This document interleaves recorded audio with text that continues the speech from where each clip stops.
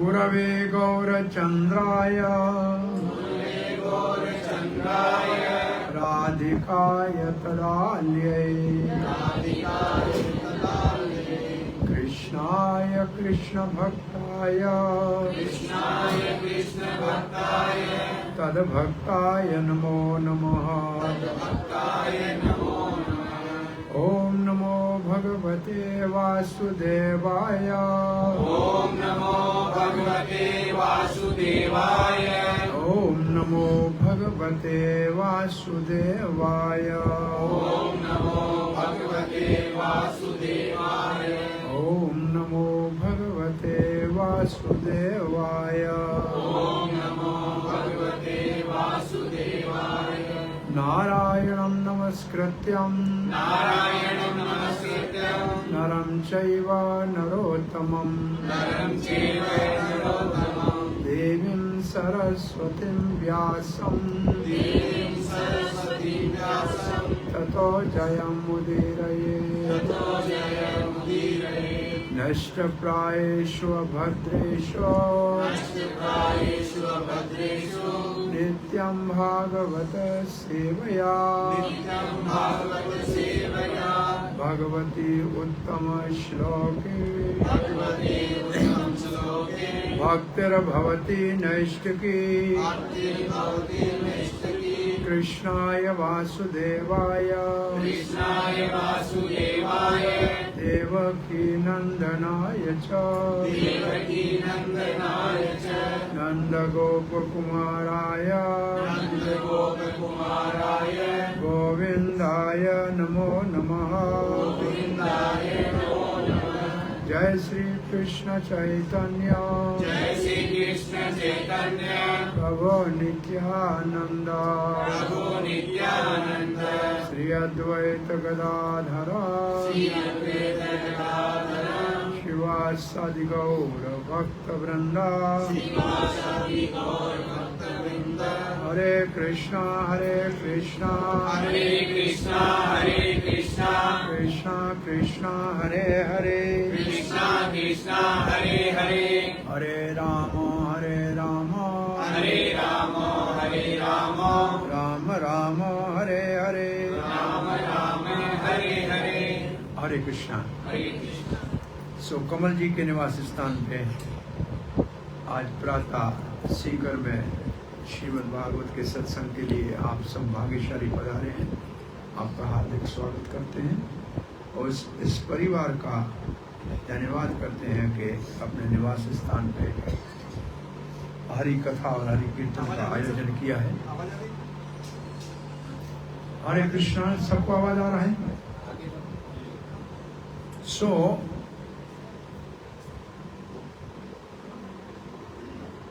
आज हम श्रीमद् भागवत के पहले स्कंद से एक महान भागवत नारी कुंती महारानी की प्रार्थनाओं का एक अंश, कुछ श्लोकों का मुख्य रूप से भगवान श्री कृष्ण अवतार क्यों लेते हैं, इसका श्रवण वर्णन करेंगे। आप सबको ये पसंद है कि भगवान अवतार क्यों लेते हैं, हम सुने।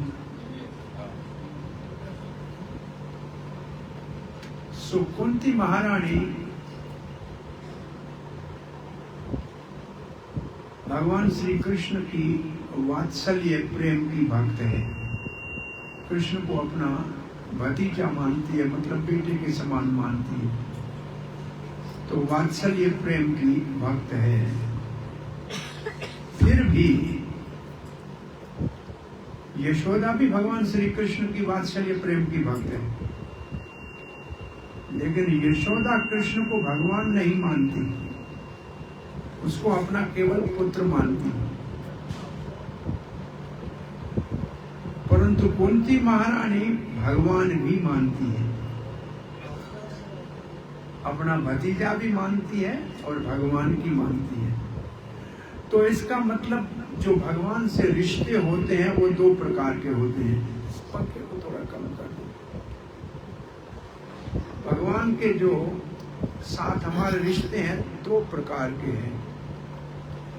एक को कहते हैं माधुर्य, एक को कहते हैं ऐश्वर्य। जब भगवान के साथ हमारा माधुर्य का रिश्ता होता है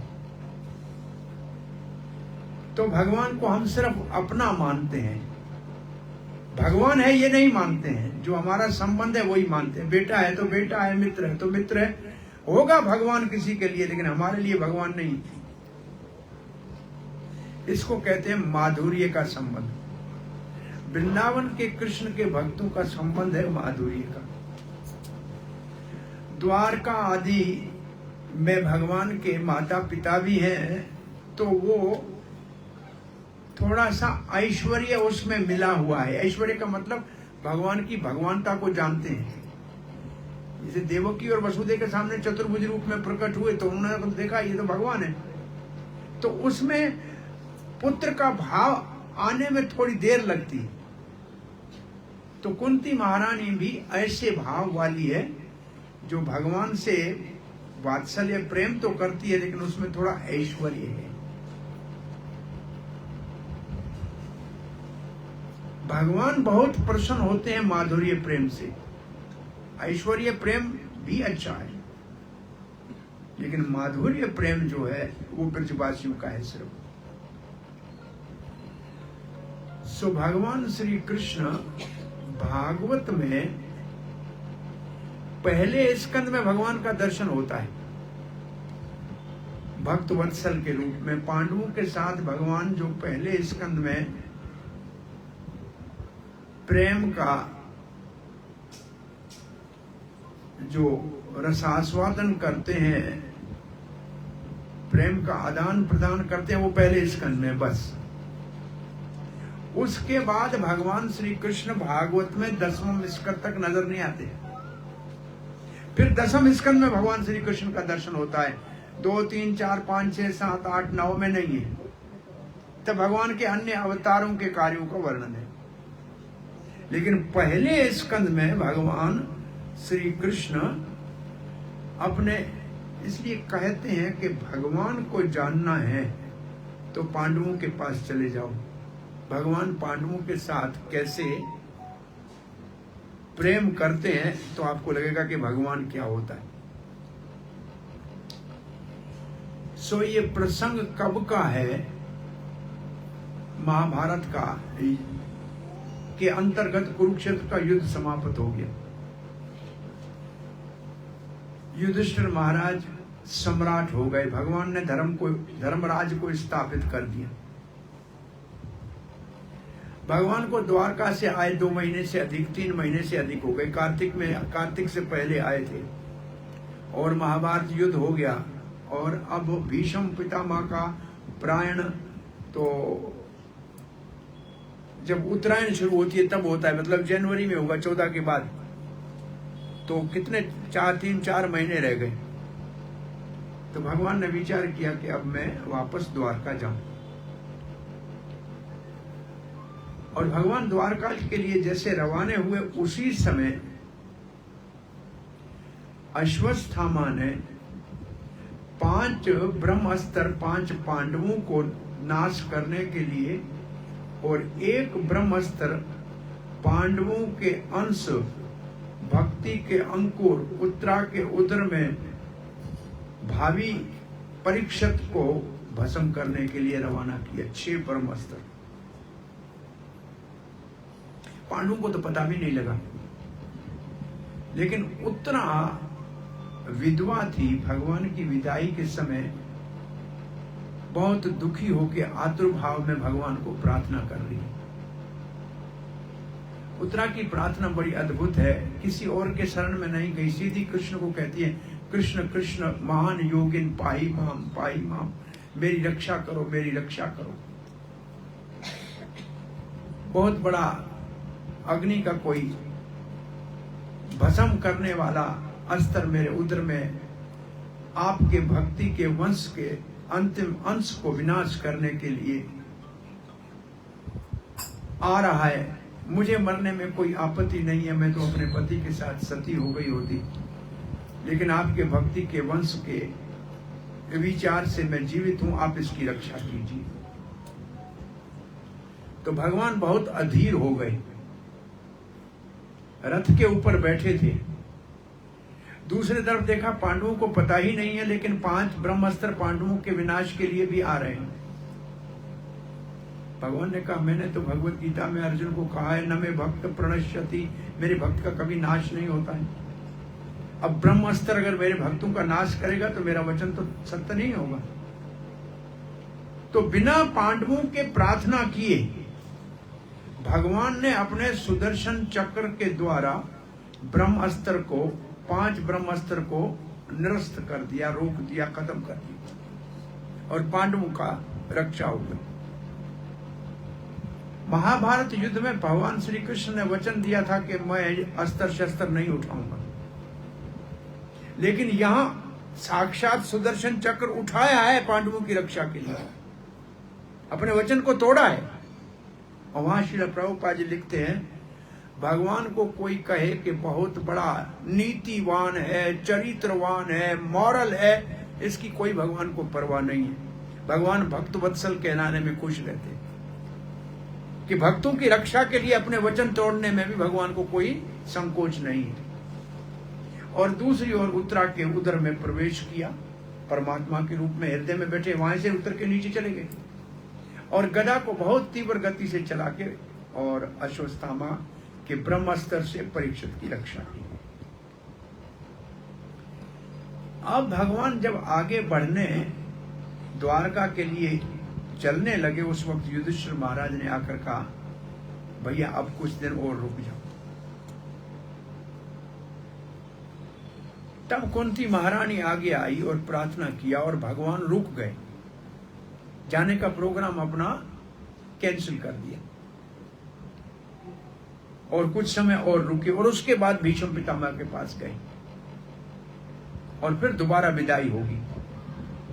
तो कुंती महारानी की प्रार्थना में तो बहुत से श्लोक हैं, हम आज सिर्फ उन श्लोकों का श्रवण करेंगे जिसमें कुंती महारानी भगवान के अवतार के कारण बता रही है, लेकिन मूल कारण क्या है वो हमको आज समझना है, श्री कृष्ण के अवतार का मूल कारण। तो पहला श्लोक हम पढ़ते हैं, ये है 1:8-32। केचिदाहो रजम जातुम पुण्य श्लोकस्य कीर्तये यदो प्रियस्य यदो प्रियस्य आनवाय मल्यस्यैव चंदनम। इस श्लोक का भाव ये है कि चिद आहुर कुछ कहते हैं, कुंती महारानी कहते हैं, कुछ लोग कहते हैं अजम, अजन्मा जो है, जातुम जन्म लेता है अजन्मा लेकिन जन्म लेता है किसके लिए? पुण्य श्लोकस्य कीर्ति है। पुण्य श्लोक युधिष्ठिर महाराज है जो धर्मराज है, उसकी कीर्ति को बढ़ाने के लिए। वैसे भगवान तो धर्म को स्थापन करने के लिए आते हैं, तो युधिष्ठिर तो साक्षात धर्मराज है, तो उसी को तो राजा बनाने के लिए आए हैं। तो युधिष्ठिर महाराज की कीर्ति के लिए अवतार लिया है, कुछ लोग ऐसे कहते हैं। और कुछ लोग कहते हैं यदु प्रियस्य, यदु महाराज यदु के कुल में उसको प्रसन्न करने के लिए यदु कुल में अवतार लिया। तो भगवान को यादव कहते हैं, यदुनंदन कहते हैं, यदु श्रेष्ठ कहते हैं। तो भगवान यदु महाराज की कीर्ति बढ़ाने के लिए, उसको प्रिय करने के लिए अवतार लिया। फिर एक उदाहरण देते हैं, मलयस्य मलयस्य यथा चंदन, मलस्य एव चंदन। मलया बोले वृक्ष तो सब जगह दुनिया में होते हैं, चंदन के वृक्ष मलाया में होते हैं। मलाया मलेशिया को पहले कहते थे, बहुत चंदन होता था, अब तो रबड़ होती है वहां, चंदन अब वहां नहीं हो रहा। वहां का चंदन बहुत मशहूर हुआ करता था। तो ये मलेशिया, इंडोनेशिया, फिलीपीन और सिंगापुर, ये श्री क्षेत्र कहलाता था। ये 5 श्री क्षेत्र के नाम से प्रसिद्ध थे। और थाईलैंड, ये 5 श्री क्षेत्र कहलाते। ये भारतवर्ष का अंग हुआ करते थे। भारत के राजा ही वहां राज करते थे। ये तो कोई 400-500 साल से ये मुस्लिम देश या अन्य हो गए हैं। तो ये पूरा मलाया का चंदन बहुत प्रसिद्ध चंदन था। तो उदाहरण देते हैं कि बच्चे तो सबके घर में पैदा होते हैं, लेकिन यदु वंश में कृष्ण का पैदा होना ऐसे है, जन्म लेना, जैसे चंदन सब जगह होता है लेकिन मलाया का चंदन विशेष होता है। तो चंदन से मलाया की महिमा है। तो ऐसे भगवान श्री कृष्ण के अवतार से महिमा हुई युधिष्ठिर महाराज की और यदुवंश की। कुछ लोग ऐसे कहते हैं, ये भी ठीक है। अब दूसरे श्लोक में माता जी कह रही हैं, अपरे वासुदेवस्य देवक्याम याचितो अभ्यगात। कुछ और कहते हैं वसुदेव और देवकी ने प्रार्थना की थी। याचते, याचना करने का मतलब प्रार्थना, मांगना। ये वसुदेव और देवकी पहले जन्म में प्रश्नी और सूतपा थे। दोनों ने बड़ी तपस्या की। भगवान प्रकट हुए, बोला क्या चाहिए? बोला आप जैसा पुत्र चाहिए। तो भगवान ने कहा मेरे जैसा तो कोई और होता नहीं है, परंतु आपकी तपस्या से मैं प्रसन्न हूं, इसलिए मेरे वचन को सत्य करने के लिए मैं 3 बार आपका पुत्र बनूंगा। तो पहली बार प्रश्नी गर्भा के नाम से प्रश्नी और सुतपा के पास प्रकट हुए। दूसरी बात आदित्य और कश्यप के घर में वामन देव के रूप में प्रकट हुए। और तीसरी बार वसुदेव और कृष्णा के यहाँ, और वसुदेव और देवकी के यहाँ श्री वसुदेव कृष्ण के रूप में प्रकट हुए। तो कुछ लोग कहते हैं कि देवकी और वसुदेव ने तपस्या करके आपको पुत्र के लिए, पुत्र प्राप्ति के लिए प्रार्थना की थी। अजस्त्वम अस्य क्षेमाय, हे अजन्मा भगवान, अज आप उनके हित करने के लिए, क्षेमाय का मतलब भला करने के लिए, आप अपने माता पिता की तपस्या के कारण उनका भला करने के लिए, वधाय च सुर द्वेषा, और जो देवताओं के, सुर कहते हैं देवता को, द्वेष कहते हैं उनके दुश्मन, तो देवताओं के जो दुश्मन है उनका वध करने के लिए आपने अवतार लिया। तो ये तो बड़ा प्रसिद्ध भगवत गीता का श्लोक है, परित्राणाय साधूनाम विनाशाय च दुष्कृताम। साधुओं की रक्षा करने के लिए और दुष्टों को मारने के लिए भगवान अवतार लेते हैं। तो ये भी दूसरा कारण है। अब तीसरा कारण बता रही है।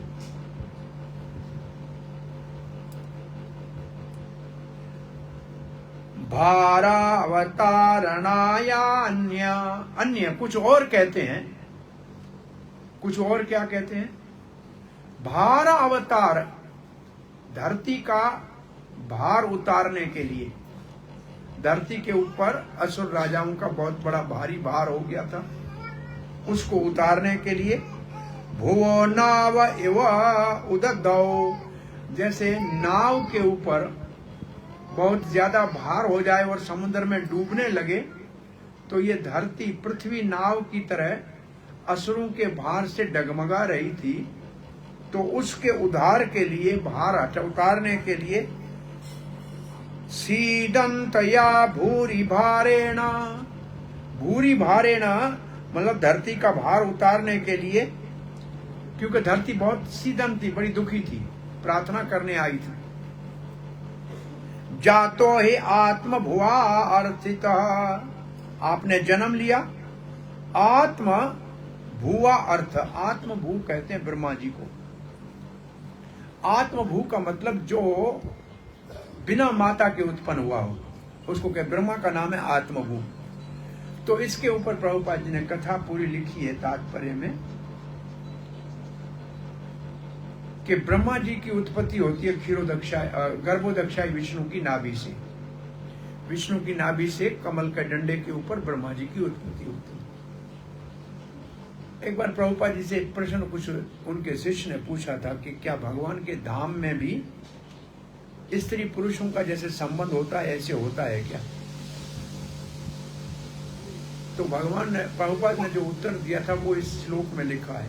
इसके तात्पर्य कि भगवान श्री कृष्ण को बच्चा उत्पन्न करने की इच्छा हुई, तो ब्रह्मा जी को उत्पन्न करने के लिए लक्ष्मी तो चरणों के पास बैठी हुई थी, लक्ष्मी की आवश्यकता नहीं पड़ी भगवान को। भगवान ने ब्रह्मा जी को अपनी नाभि से ही प्रकट कर लिया।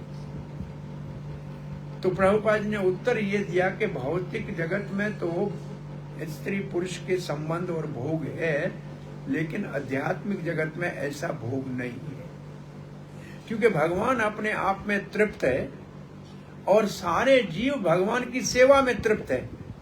उनको कुछ ऐसे भोग की आवश्यकता नहीं है। अगर संतान भी भगवान को उत्पन्न करना है तो लक्ष्मी पास में बैठी है, उसकी आवश्यकता नहीं।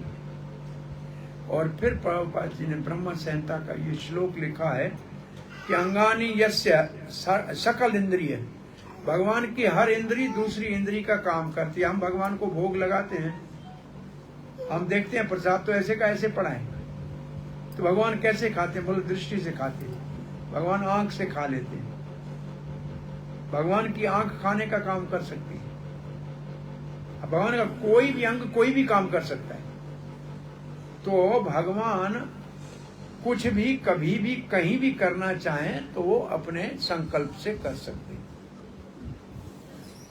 सो फिर प्रभुपाद ने लिखा है ये भौतिक जगत जो है ना, इसके अंदर एक स्थान है, उसको कहते हैं श्वेत दीप। ये भौतिक जगत में एक जगह है, उसका नाम है श्वेत दीप। श्वेत का मतलब सफेद, और दीप सफेद क्यों है? क्योंकि दूध है, दूध का सागर है, तो दूध तो सफेद होता है। उसके बीच में एक दीप है, उसके ऊपर क्षीरोदक्षाय विष्णु विराजमान है। क्षीर सागर में शयन करने वाले विष्णु रहते हैं। और जब इस धरती के ऊपर बहुत बड़ी समस्या होती है और देवता उसका समाधान नहीं कर सकते, तो सब ब्रह्मा जी के पास जाते हैं। और ब्रह्मा जी भी समाधान करने में अगर समर्थ नहीं है, तो ब्रह्मा जी कुछ देवताओं को लेकर क्षीर सागर के तट पे जाते हैं और भगवान को प्रार्थना करते हैं।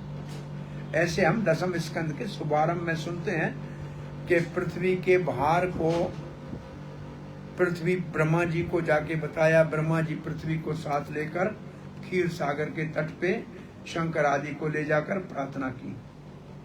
तो ये है क्षीर सागर के ऊपर प्रार्थना करते हैं।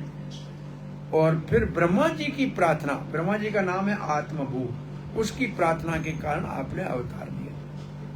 तो भगवान ने कहा ये तो सब हुआ बहुत अच्छा, ये तो दूसरों ने कहा, आपका क्या विचार है? आप क्या मानती हो कि भगवान क्यों अवतार लेते हैं? तो ये श्लोक है जो मुख्य आज का हमारा सत्संग का विषय है। इस श्लोक को हम पढ़ते हैं।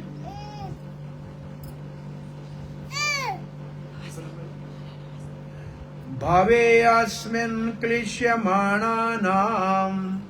अविद्या काम कर्म भी श्रवण स्मरण हरणानि करिष्यन्निति केचिन। कुंती महारानी कहते हैं भवे अस्मिन्, भवे का मतलब ये दुनिया, भव सागर।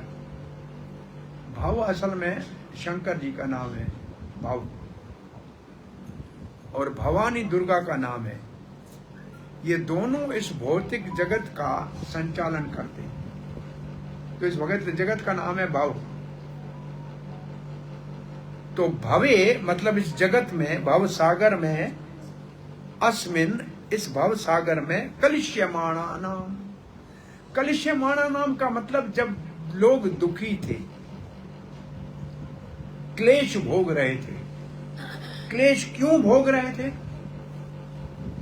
अब ये प्रश्न आप अच्छी तरह से आज समझ लीजिए कि दुनिया में लोग दुख क्यों भोगते हैं, संसार में लोग दुख क्यों भोगते हैं, उसके कारण बता रही है। अविद्या, पहले तो उनको अविद्या नहीं,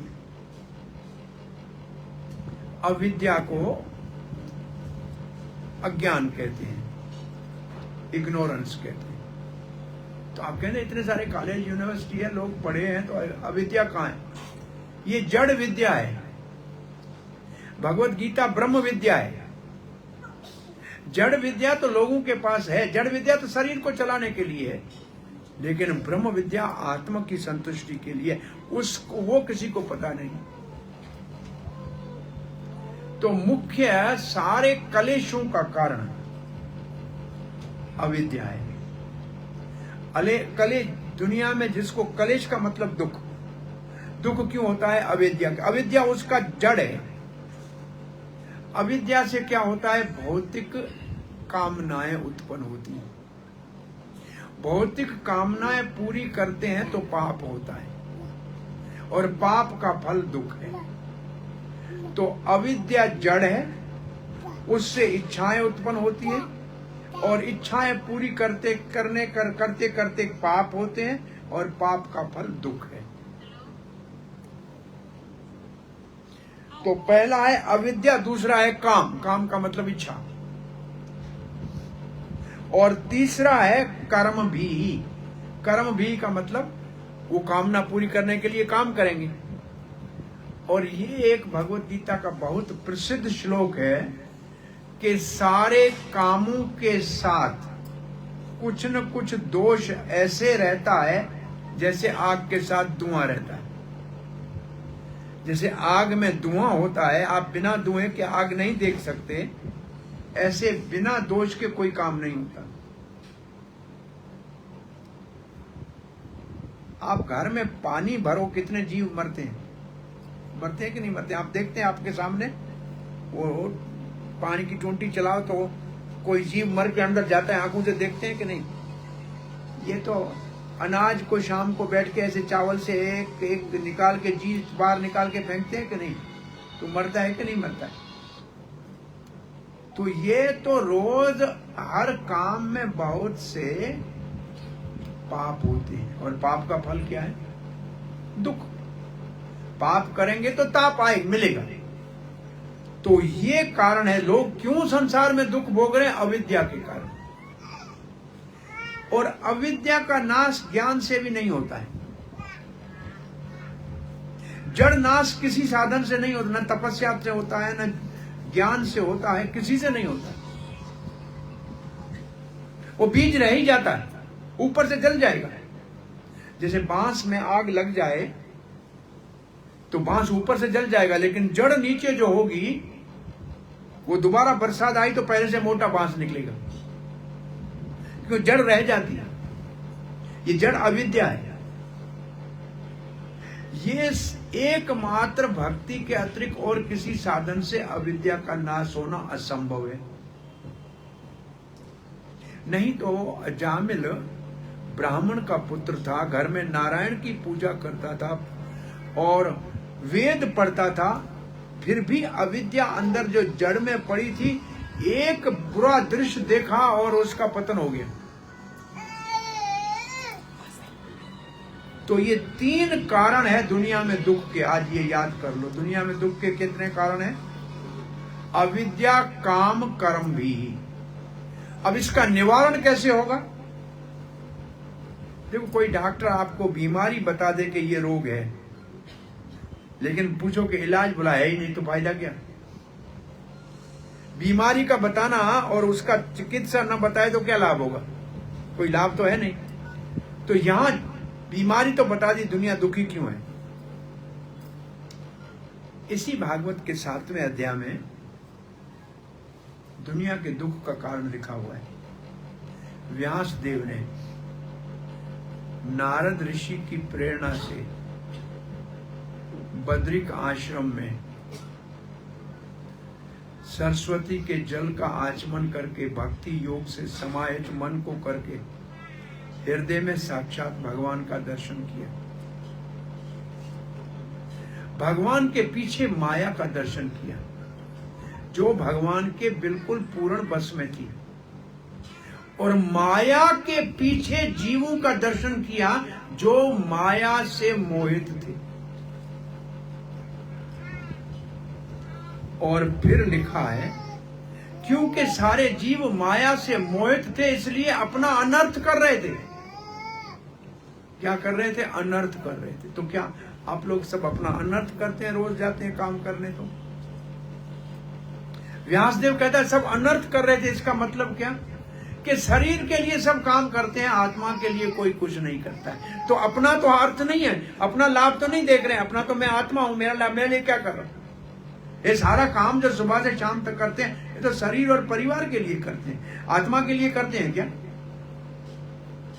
ये जब रत्नाकर नाम के डाकू को नारद जी को जब लूटने के लिए पकड़ लिया, तो नारद जी ने कहा ठीक है, तुम ये काहे के लिए डाके डालते हो, मारते हो लोगों को? बोला परिवार को पालने के लिए।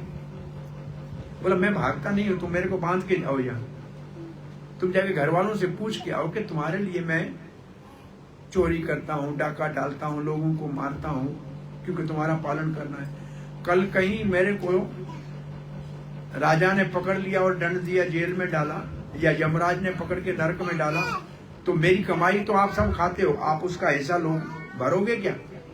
आप भी उसका कुछ हिस्सा बांटोगे का? तो सब घर वालों ने कहा हम क्यों बांटेंगे भाई, तुम्हारा धर्म है, हमको खिलाना। अब तुम चाहे अच्छा काम करके खिलाओ, बुरा कार्य करोगे तो तुम्हारा काम है।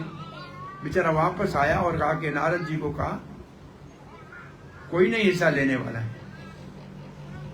तो नारद जी ने कहा ठीक है, फिर अब तुमको राम जपना तो मुश्किल हो जाएगा, तो तुम्हारा काम तो मारना ही है, तो मरा मरा करते रहो। मरा मरा मरा मरा मरा मरा राम राम राम हो गया। तो उल्टा नाम जपत वाल्मीकि भया ब्रह्म समान। तो दोष तो हम अनर्थ कर रहे हैं अपना, ये समझ में। और फिर व्यासदेव ने देखा अनर्थो उपशमनम, लोगों का अनर्थ का नाश करने के लिए। यार जानते नहीं है, अजानंता, लेकिन मैं तो जानता हूं, व्यासदेव कहते हैं। तो इनके अनर्थ को निवारण करने के लिए एक साधन बताता हूं, और उसके लिए श्रीमद् भागवत पुराण को प्रकाशित किया। लिखा ये जो श्रीमद् भागवत है, ये हमारे अनर्थ को उपशमनम करने वाली है। इसको केवल श्रवण मात्र से, केवल श्रवण करने से कृष्ण भक्ति उपजायते, कृष्ण की भक्ति जागृत हो जाती है। शोक भय शोक मोह भय अपाह, शोक चला जाएगा भूतकाल का, मोह चला जाएगा वर्तमान का, और भय चला जाएगा भविष्य का। तीनों कालों से मुक्त हो जाएगा भागवत केवल श्रवण मात्र से। तो ये है अनर्थ अपशमन या अनर्थ का शमन करने का रास्ता व्यासदेव ने ढूंढा। और सात्वित संहिता, भागवत का दूसरा नाम है अमल पुराण सात्वित संहिता, इसका प्रकाशन किया। और यहाँ क्या अब अब यहां इसकी चिकित्सा क्या बता रही है माता कुंती? श्रवण, बोलिए, सुमरण, आहरण, ये 3 काम। श्रवण का मतलब सुनना। क्या सुनना? रात बताया था, शृण्वताम स्वकथा कृष्ण, सुननी चाहिए कृष्ण की कथा। तो श्रवण करना और सुमरण करना। सुमरण कहते हैं जप करने को। ये माला है ना, इसका नाम है सुमरणी। इसके ऊपर होता है सुमरण। और सुमरण करने का मतलब बार बार भगवान के नाम का सुमरण करना। और जब भगवान का नाम जपते हैं जीवा से तो कान से उसको सुनना। इसको कहते हैं शब्द को श्रुत के साथ मिलाना। तो हमारी सुरत चेतना है, उसको शब्द के ऊपर केंद्रित करना है। तो इसको कहते हैं सुमरणम। एक कथा सुनना, दूसरा जप करना, और तीसरा आहरणम। आहरणम का मतलब पूजा करना। घर में भगवान का मंदिर बनाना और उसकी प्रेम से पूजा करना। करिशन इति, करिशन इति का मतलब जो लोग दुख भोग रहे हैं वो अगर ये 3 काम करेंगे तो अविद्या, काम और कर्म से मुक्त हो जाएंगे। और इति केचन, ये उनको बड़े से बड़ा लाभ होगा। तो ये है भगवान के अवतार का मुख्य उद्देश्य। और श्रील प्रभुपाद जी इसके तात्पर्य में लिखते हैं, श्रीमद् भगवत गीता में भगवान कहते हैं कि हर युग में भगवान अवतार लेते हैं। काय के लिए? धर्म स्थापित करने के लिए। तो धर्म क्या है? बोले धर्म वो है जो भगवान दे। लोग अपना अपना धर्म बनाते हैं, वो धर्म नहीं है। धर्म वो है जो धर्मात् साक्षात भगवत प्रणीतम। धर्म वो है जो भगवान दे। तो भगवान जो दे वो धर्म है। तो भगवान क्या दे रहे हैं उसको भागवत धर्म कहते हैं। और ये कृष्ण भावना अमृत संघ में जो हम साधन करते हैं ये भागवत धर्म है। और जो भगवान का पूजन करते हैं मंदिर में, ये पूजन को कहते हैं पंचरात्रा विधि। तो हम 2 विधियों से साधन करते हैं। भागवत विधि से हम अपना साधन करते हैं और पंचरात्रा विधि से भगवान का पूजन करते हैं। अब आगे प्रभुपाद जी इसमें लिखते हैं, विशेष रूप से असली धर्म है भगवान की सेवा करना। एक ही धर्म है असल में दुनिया में, बहुत धर्म नहीं है, एक ही धर्म है।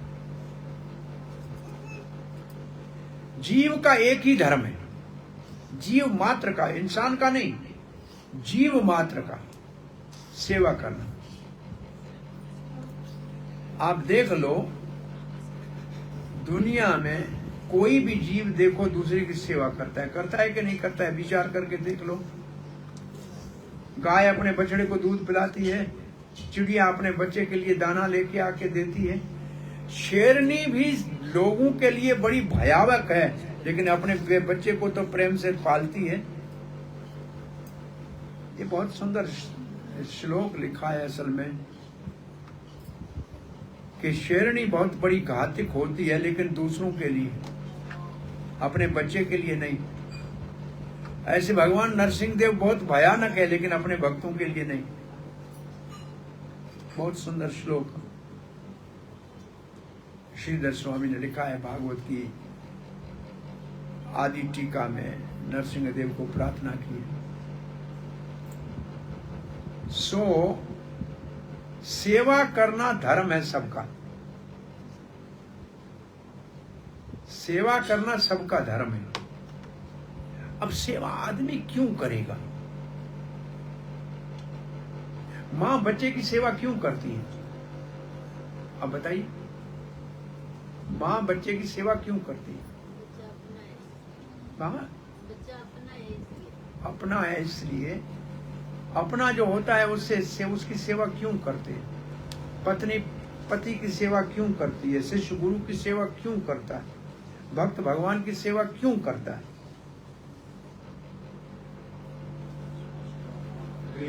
प्रेम करता है। इसलिए आप किसी से प्रेम करते हैं, उसको दुनिया में दिखाने का एक ही रास्ता है, सेवा करना। प्रेम को प्रदर्शन सेवा के द्वारा किया जाता है।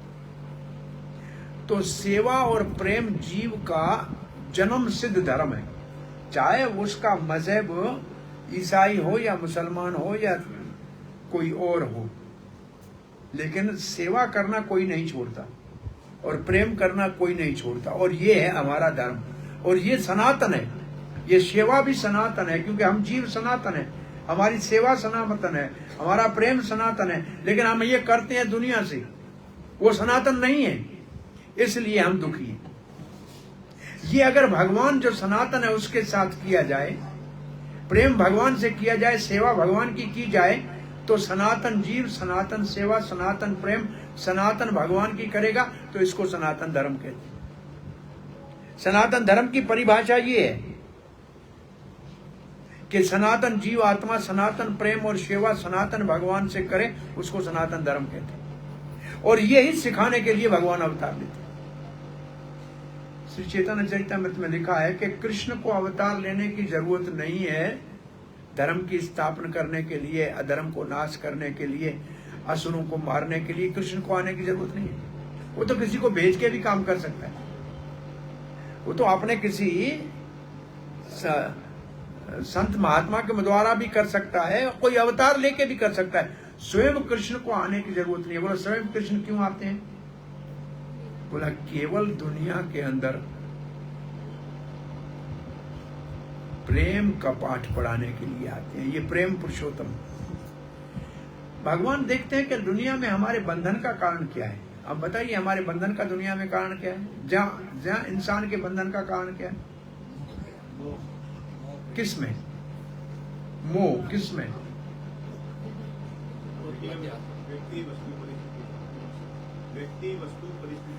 व्यक्ति वस्तु परिस्थिति में। और जिसके साथ मोह होता है उसके साथ हमारा हो जाता है संबंध। तो असल में संसार में सब लोग मोह में और फंसे हुए हैं, दुख भोग रहे हैं संबंध के कारण। चाहे वो संबंध धन से हो या पुत्र परिजन से हो, लेकिन संबंध ही दुनिया में दुख का कारण है। ये बात आप मानते हैं कि नहीं मानते? तो भगवान कहते हैं तुमको संबंध ही करना है तो तुम मुझसे कर लो, तो तेरा दुख का निवारण हो जाएगा। अब तुमने दुनिया से संबंध करके देखा, कई जन्मों तक कभी तुमको सुख तो मिला नहीं। अब तुम अच्छा, कोई आपका कितना भी सगा संबंधी हो, साथ मरने के लिए तो तैयार नहीं है। कोई मरता है क्या साथ? कोई जाता है साथ? मरना तो दूर की बात है, जेल में भी कोई साथ जाएगा क्या? हम नौजवान लड़कों की जेल में प्रचार करने जाते थे, तो एक लड़के को देखा, 17 साल का लड़का था, नौजवान। हमने कहा तुम जेल में क्यों आए? बोला चाचा ने कहा था लड़की का मोबाइल छीन के आओ। मैंने लड़की का मोबाइल छीना, मेरे को पकड़ा और मेरे को जेल में डाल दिया। मैंने बोला चाचे के लिए पकड़ा था? बोला मोबाइल चाचे के लिए चुराया था? बोला हाँ। बोला चाचा आया तेरे साथ अंदर? बोला चाचा तो नहीं आया। मैंने बोला भगवान तेरे साथ आया जेल में कि नहीं आया? परमात्मा तुम्हारे हृदय में बैठा है कि छोड़ के चला गया? बोला भगवान तो नहीं छोड़ के चला गया। तो भाई रिश्ता किसका पक्का है, चाचे का कि भगवान का? भाई भगवान ने हमको कभी छोड़ा है क्या अकेला? तो बाकी दुनिया वाले संबंधी तो सब छोड़ लेते हैं कि नहीं छोड़ देते? भाई दुनिया वाले संबंध तो एक समय में छूटने वाले हैं कि नहीं छूटने वाले हैं, पक्का है कच्चा है। लेकिन भगवान ने कभी हमको छोड़ा है क्या? कभी नहीं छोड़ते। हम सदा हमारे हृदय में बैठे रहते हैं, चाहे कहीं भी हम जाएं, भगवान ने हमारा साथ कभी नहीं। इसलिए भगवान को कहते हैं सुहृद। सुहृद, सो का मतलब स्वयं का, हृदय मतलब दिल, जो हमारी दिल में बैठे हुए, हमारे साथ बैठे हुए, हमको कभी अकेला नहीं छोड़ते हैं। तो श्री कृष्ण कहते हैं कि संबंधों के कारण अगर आप लोग दुखी हो तो वो संबंध आप मुझसे कर लो। तुम बेटे के संबंध के कारण दुखी हो, मुझे बेटा बना लो। तेरा बेटा हो सकता है बड़ा होके चला जाए, लेकिन मैं तो कभी नहीं छोड़ के जाऊंगा। तुम और किस संबंध के कारण दुनिया में दुखी हो, वो संबंध मुझसे बना लो। जो संबंध आपको चाहिए मुझसे बना लो।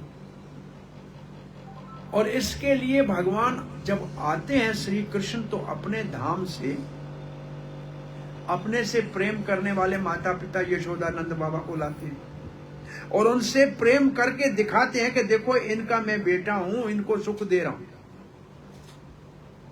फिर अपने साथ भगवान अपने सखा सब लेते आके या गोलोक धाम से लेके आते हैं और उनके साथ खेल के देखते हैं कि देखो ये पाप के मुंह में चले जाते हैं तो भी मैं इनको निकाल के बाहर लेके आता हूं। ये अघासुर के पेट में चले गए, अग पाप को कहते हैं, और मैं उसके अंदर से निकाल के जीवित लेके आ गया। इन्होंने विश्व का पानी जमुना का पी लिया, मर चुके थे, मैंने इसको वापस जीवित कर लिए। अरे मित्र बनाना है तो मेरे को बनाओ ना। एक मित्र द्रोणाचार्य ने द्रुपद का बनाया था। बचपन में मित्र थे, स्कूल में बड़े होते हुए द्रोणाचार्य को द्रुपद ने दोस्ती नहीं निभाई, दुश्मनी हो गई। और एक साथ सुदामा और कृष्ण पड़े थे, लेकिन सुदामा कृष्ण के पास गया तो निराश होके नहीं आया, और द्रोणाचार्य गया था द्रुपद के पास, निराश होके आया। तो दुनिया की जो मित्रता है वो ऐसी मित्रता नहीं है जैसी भगवान मित्रता निभाते। जैसे सुदामा के साथ भगवान ने मित्रता निभाई तो भगवान कहते मित्र मुझे बना लो। तो भगवान अपने सारे पार्षद अपने साथ लाते हैं और उनके साथ लीला करके भागवत में हमको कहते हैं ये सब संबंध मुझसे कर लो तो तुम बंधन में नहीं, बंधन से मुक्त हो जाओगे। तो भगवान के अवतार का मुख्य कारण ये है। अब ये श्लोक बहुत अच्छा है, एक पढ़ के आज की कथा को विराम देंगे। श्लोक का पाठ करें तो अच्छा। शृण्वन्ति गायन्ति गृह्णन्ति अभीक्षणस्य स्मरन्ति निन्दन्ति तवेत्तं जनाः त एव पश्यन्ति अचेरेण तावकम् भवप्रवाह उपरमम् पदाम्बुजम्। बहुत अच्छा श्लोक है, ये है सिद्धांत। शृण्वन्ति गायन्ति गृह्णन्ति अभीक्षणस्य। शृण्वन्ति का मतलब सुनना, गायन्ति का मतलब गाना, गृह्णन्ति का मतलब गुनगुनाना। जैसे आप काम करते हैं किचन में गुनगुनाते हैं, तो जो गुनगुनाए। अभीक्षण है मतलब हर समय, अभीक्षण मतलब हर समय। सुमरंती और सुमरण करे। निंदंती, और निंदंती का भाव है अभिनंदन करना भगवान का। निंदंती आनंद ले। और फिर क्या लिखा है, तवे हितम जनाहा। भगवान आपको आनंद देने के लिए जो भी ये काम करता है, श्रवण करता है, गान करता है, ग्रहण करता है, सुमरण करता है और दूसरों को सुमरण कराने में सुख लेता है, दूसरों को कीर्तन कराने में सुख लेता है। तएव पश्यन्ति अचिरेण तावकम। वो भगवान आपको बहुत जल्दी देख लेंगे, उनको आप मिल जाओगे। अचिरेण का मतलब देर नहीं लगेगी, बहुत जल्दी आपको पश्यन्ति देखेंगे। तो भगवान को अगर जल्दी देखना है तो क्या करना चाहिए, भगवान की कथा सुननी चाहिए, भगवान का कीर्तन करना चाहिए, भगवान का नाम गुनगुनाना चाहिए, भगवान का जप करके सुमरण करना चाहिए और दूसरों को कराना चाहिए। आनंद लेना चाहिए दूसरों को भगवान की भक्ति में लगाने से। तो भगवान बहुत जल्दी देखने, आपको देखने का सौभाग्य प्राप्त होगा। भव प्रवाह, उसके लिए फिर संसार के जन्म मृत्यु का चक्कर समाप्त। भव प्रवाह उपरमम, वो चला गया, खत्म हो गया, अब जन्म मृत्यु खत्म हो गया। पदाम्बुजम, भगवान के चरण कमलों का सुमरण कर लिया और दूसरों को कराया तो आपका जीवन सफल हो गया। सो कुंती महारानी ने भगवान के अवतार के जो कारण बताए उनमें मुख्य कारण है भागवत धर्म। और भागवत धर्म है भगवान के नाम का श्रवण करना, कीर्तन करना, सुमरण करना। तो ये जो अब आप कर रहे हैं ये सुमरण है, और जो मैं कर रहा हूं ये कीर्तन है। और फिर अब आप बैठ के भगवान का जप करेंगे, ये सुमरण। ये तीन काम करें, ये भागवत धर्म है। इसी के लिए भगवान अवतार लेते हैं। और जो ये करता है और दूसरों को कराता है, उसको बहुत जल्दी भगवान मिल जाएंगे। ये कुंती महारानी की प्रार्थना का सार है। इस भाग का भगवान हमको मिल जाएंगे, इस जन्म में मिल जाएंगे। अनुभूति होगी, निश्चित रूप से होगी, अगर ये 3 काम कम से कम हम कोई एक काम 3 को छोड़ो करेंगे और बड़ी निष्ठा के साथ करेंगे तो जीवन सफल होगा। हरे कृष्णा। धन्यवाद। किसी का कोई प्रश्न जिज्ञासा है? किसी का कोई प्रश्न है तो कर सकते हैं। अभी जो सुना उससे संबंधित या और कोई भी जिज्ञासा तो आप लोग कर सकते हैं। हरे कृष्णा। तो भगवान के अवतार के कारण बस हमने सुने बहुत सारे हैं, लेकिन मुख्य कारण है भगवान की भक्ति करना। और भक्ति योग विधाना अर्थम, ये इससे पहले कहा है कुंती महारानी ने कि भगवान आप भक्ति योग को ही सिखाने के लिए आते हैं। यही आपके अवतार का मुख्य उद्देश्य है। और श्रील प्रभुपाद ने आखिरी लाइन लिखी है इसमें, वो मैं पढ़ के पूर्णाहुति करता हूं कि ये कीर्तन कराने के काम के लिए भगवान श्री कृष्ण ने दोबारा चैतन्य महाप्रभु के रूप में अवतार लिया और ये भक्ति सिखाई। कीर्तन भक्ति, संकीर्तन भक्ति, ये श्लोक की आखिरी तात्पर्य की लाइन है। तो भगवान श्री चैतन्य महाप्रभु के अनुगत होकर अगर हम श्रवण कीर्तन का कार्य करेंगे तो हमारा हृदय साफ होगा और भगवान श्री कृष्ण की प्राप्ति इसी जन्म में निश्चित रूप से प्राप्त होगी। जन्म मृत्यु का संकट सदा के लिए समाप्त हो जाएगा। हरे कृष्ण।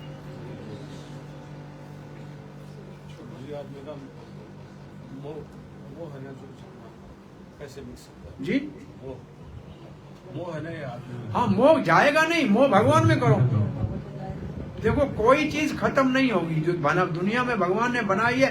क्रोध भी खत्म नहीं होगा, क्रोध भी खत्म नहीं होगा, मोह भी खत्म नहीं होगा। बस उसको रास्ता बदलना है। अब मोह करो कथा सुनने में, मोह करो नाम जपने में, मोह करो भक्तों का संग करने में। उसी मोह को जो अब दुनिया में है उसको, जैसे आपने देखा है बड़ी ट्रेन कितनी बड़ी होती है, एक से दूसरी लाइन में जब डालनी होती है तो एक छोटा सा बटन दबाते हैं तो ट्रेन का रास्ता दूसरी तरफ चला जाता है।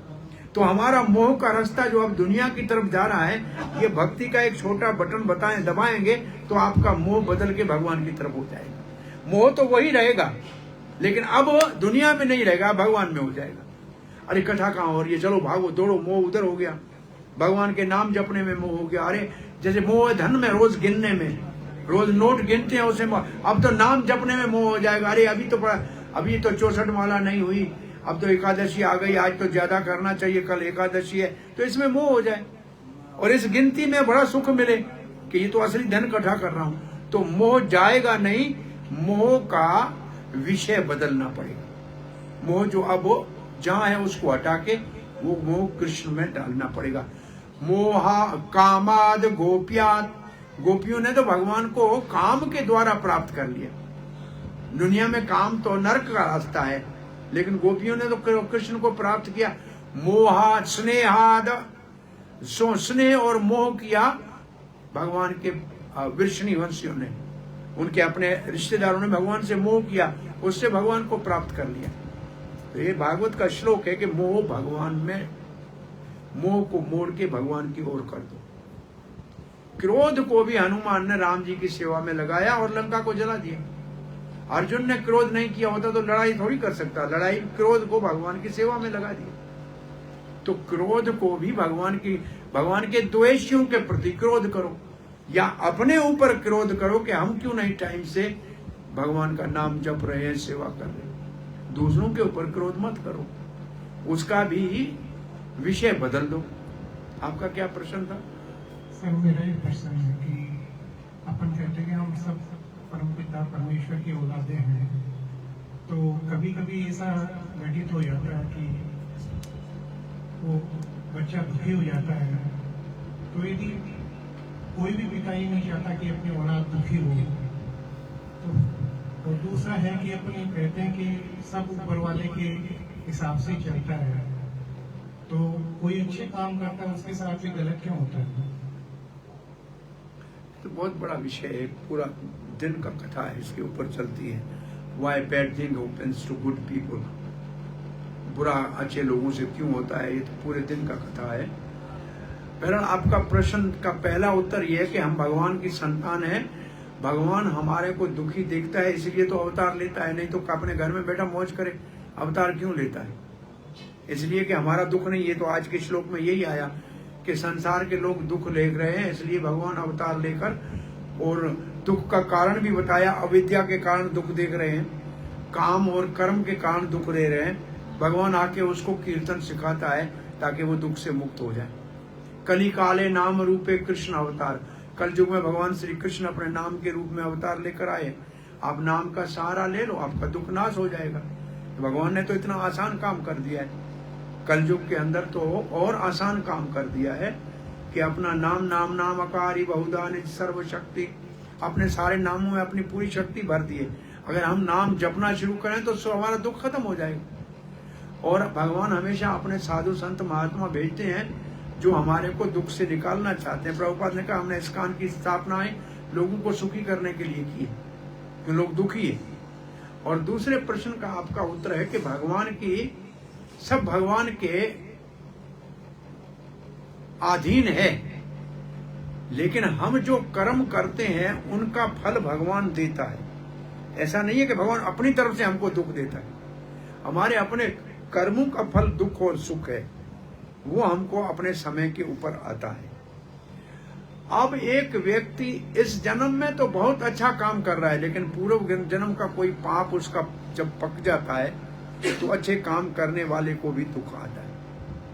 एक पुराना उदाहरण देते हैं, गांव में पुराने जमाने में अनाज रखने के लिए बड़े कोठी होती थी, मिट्टी के पहले बनाते थे, गोबर की मिट्टी की बड़ी कोठियां, उसमें कम से कम 2-4 मन 200-300 किलो अनाज डाल देते थे, और नीचे एक छोटा सोराख होता था, उसमें से अनाज निकालते थे। तो अनाज निकालते थे भाई, 12 महीना अनाज निकाला, थोड़ा बच गया नीचे, अब नया अनाज आया, ऊपर से नया भर दिया, अब नीचे से खोला तो पुराना आया। अरे मैंने सब नया डाला है पीछे, ये पुराना कहां से आ गया? अरे पुराना ही पहले आपका ही डाला हुआ है, वो टांकी ने पैदा नहीं किया है, आपका पहले उसमें पड़ा था, ऊपर आपने नया डाला, वो बाद में निकलेगा, लेकिन जो पहले पुराना पड़ा है कच्चा, जो थोड़ा सड़ गया हो गया, वो तो निकलेगा ही निकलेगा। तो पूर्व जन्म के कुछ हमारे, ये एक महात्मा के 2 उदाहरण देके इस कथा को पूरा करूं। एक बहुत भला आदमी था, एक रास्ते से जा रहा था, और एक बहुत बड़ा बदमाश था, उसी रास्ते से जा रहा था। भले आदमी को इतना बड़ा कांटा लगा पांव के तलवे से निकला और ऊपर से निकला, धड़ाम से नीचे गिरा हा करके, और पीछे जो बदमाश आ रहा था उसी जगह उसको सोने की मोहरों की पोटली मिली। तो लोगों ने कहा ये तो बड़ा अन्याय है, अच्छे आदमी को कांटा लगे और बुरा आदमी को सोने की मोहरें मिली। तो दोनों ने जाके विद्वान पंडित से पूछा कि आखिर ये क्या, ये ऐसे क्यों हो रहा है? तो पंडित जी ने दोनों का जन्म देख के बताया कि जो अच्छा आदमी था, आज के दिन इसको सूली पे चढ़ाया जाना था, लेकिन इसने अच्छे काम किए, इसकी सूली कट गई और सिर्फ कांटे से इसकी जान छूट गई। और ये दूसरा आदमी, इसको आज राज तिलक होना था, इसने अपना बदमाशी करते करते सब गंवाया, सिर्फ मुट्ठी भर सोने की मोहरों से इसको यही फल मिला। तो अब मालूम नहीं है पूर्व जन्म के संस्कार क्या हमारे हैं। इस जन्म में भले कितना ही आदमी अच्छा हो, लेकिन पूर्व जन्म का संस्कार कोई पक जाता है तो उसका फल आएगा, वो हमारा किया हुआ है, भगवान नहीं दे रहा है। भगवान तो सिर्फ निर्देश, हमारे कर्मों के फल का निर्देश देता है। हमने कर्म किया है इसलिए हमारे ऊपर आ रहा है। और इसलिए भागवत का ये श्लोक हमेशा भक्त याद करते हैं कि हमें भगवान की कृपा के ऊपर हमेशा आशा बांध के रखनी चाहिए, और आशा भगवान के ऊपर हो तब भी भगवान का नाम शरीर से सेवा करनी चाहिए, मन से चिंतन करना चाहिए, वाणी से नाम का जप करना चाहिए, तो निश्चित रूप से हमको भगवान की प्राप्ति होगी, इसमें कोई संदेह नहीं। सुमेक्षमाणो, ये ब्रह्मा जी की प्रार्थना है। सुमेक्षमाणो आत्म पक्व कृतम, अपने जन्म के फल पक गए हैं तो उनका दुख भोग रहा है, लेकिन साथ साथ भगवान का सुमरण कर रहा है, कीर्तन कर रहा है, सेवा कर रहा है। तो जैसे बच्चा जीवित रहे तो बाप के सारी संपत्ति का वारिस बन जाता है, ऐसे भक्त भगवान के धाम जाने का अधिकारी हो जाता है। तो दुख आए तो समझो हमारे कर्मों का है, हम तो बड़ा अपराध किए, भगवान ने छोटा कर दिया, और सुख आए तो भगवान की कृपा है। ऐसा मन बनाएंगे तो दुखी नहीं होंगे। हरे कृष्ण। अहम भाव झूठा और सच्चा होता है। झूठे अहम भाव को कहते हैं झूठा अहंकार। सच्चा अहम भाव है भगवान का मैं दास हूं, और कूड़ा झूठा अहम भाव है कि मैं इस शरीर का मालिक हूं, मैं इस घर का मालिक हूं, मैं इस दुकान का मालिक हूं, ये झूठा अहंकार। तो सच्चे अहंकार के स्वीकार कर लो, सच्चा अहंकार कर लो। तत्यनुकंपां सुसुमीक्षमाणो भुञ्जानेवात्मकृतं विपाकम् हृदयवाकवपुभे वदधं नमस्ते जीवेत ये मुक्ति पदे सदाय। ये श्लोक बहुत महत्वपूर्ण है अपने आप में। आशा रखनी चाहिए भगवान कृपा करेंगे। सच्चा अहंकार भी होना चाहिए। शहनशाह अकबर, ये मुगलों का बादशाह ही थी, मथुरा में राजा का सवारी रुका हुआ था। एक ब्राह्मण छोटा गरीब रोज फूल लाता था भगवान के लिए, गुलाब का, और भगवान को अर्पण करता था। उस दिन फूल वाले के पास गया तो फूल वाले को कहा ये फूल चाहिए भगवान के लिए। बोला ठीक है ले जाओ, भाई 1 रुपये का है। तब तक राजा का व्यक्ति आ गया, बोला मैं 2 रुपये में लेता हूं। इसने कहा भाई राजा से भगवान तो बड़ा होता है ना, तो मैं 4 रुपये में लेता हूं। उसने कहा मैं 10 रुपये में लेता हूं। राजा के लोगों ने कहा, इसने कहा मैं 20 रुपये में लेता हूं। ऐसे करके इस ब्राह्मण ने कह दिया 100 रुपये में लेता हूं। तो राजा वाला तो थक गया, इससे ज्यादा नहीं दे पाए। फूल वाले ने कहा आज वैसे तो रुपये का ही है, लेकिन आज 100 रुपये से कम नहीं दूंगा, आज तो 100 रुपया चाहिए। वो घर में गया, जो सामान था घर का सारा बेचा, 100 रुपया लाया, वो फूल ले आया, लेकिन माला बना के भगवान को पहनाई। भगवान का गर्दन झुक गया। भगवान का गर्दन झुक गया तो पुजारी ने कहा भगवान आपका गर्दन झुक गया। बोला आज माला जिसने पहनाई है उसने सच्चे अहम भाव के कारण के वो मेरा सेवक है, उसने अपना सर्वस्व आज बलिदान दे दिया। अब ऐसा करो, मेरा गर्दन तब सीधा होगा, उसको लाके इसी मंदिर में रहने दो, यहीं रहे, यहीं खाए, वो अब मेरा पार्षद बन जाए। तो ये सच्चा अहंकार है कि भगवान के लिए तो कुछ भी करने को तैयार है। राजा से भगवान बड़ा है, ये सच्चा अहंकार। तो अहम भाव भी झूठे को छोड़ के सच्चा अहम भाव अपनाना चाहिए। भगवान के लिए कुछ भी करने को तैयार है, और अपने लिए कुछ भी जरूरी नहीं है। ये सच्चा अहंकार। सुसीमीक्षमाणो, बहुत अच्छा श्लोक है। चल शिल भाव श्रील प्रभुपाद की जय। ग्रंथराज श्रीमद् भागवत महापुराण की जय। पूज्य सार्वभौम प्रभु जी की जय। थैंक यू वेरी मच सार्वभौम प्रभु जी, आपका बहुत बहुत धन्यवाद। आपने आज जो पूरे शास्त्रों का निचोड़ दिया